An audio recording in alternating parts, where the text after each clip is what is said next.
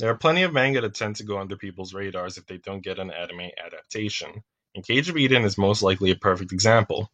Cage of Eden is a crime fiction mystery survival manga written by Yoshinobu Yamada between 2008 to 2013. The series begins by introducing its characters while they are on a flight during a return trip from Guam.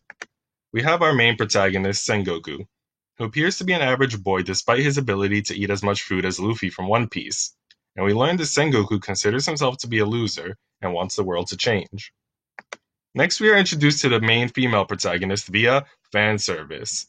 We have an oppai shot, a swimsuit pic, and then her leaning over Sengoku and showing off her pantsu. This lovely young lady is Rion Akagami and is both the school idol and Sengoku's childhood friend.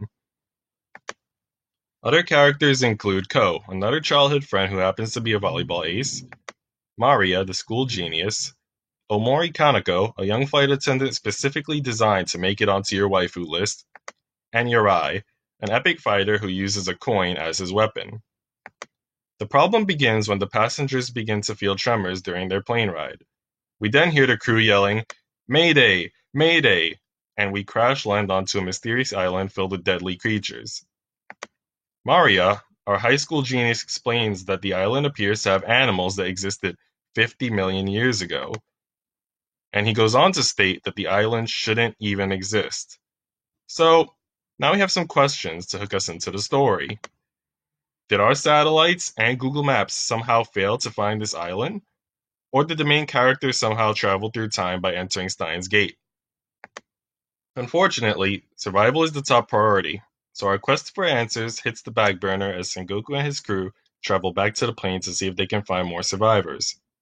I won't spoil what they find inside the plane, but the real hook for me was when they spotted an eyeball staring at them from outside the plane's window, and then found themselves surrounded by giant beasts known as Megatherium americanum. In conclusion, Cage of Eden has many pros, whether you're in it for the mystery, fan service, waifus, or even the potential romance between characters. If you're looking for a comparison, Cage of Eden is like Jurassic Park in the sense that it has a large variety of dangerous prehistoric creatures.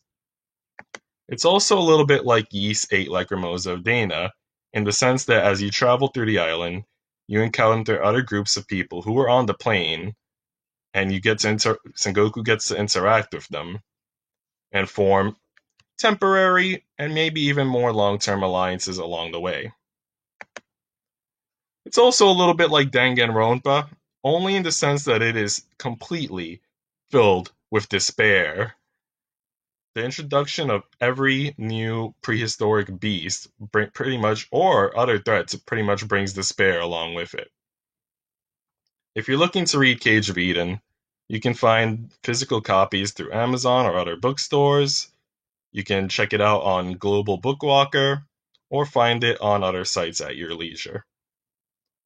Please leave a comment and rate the video if you enjoyed it, and thanks for watching. See ya.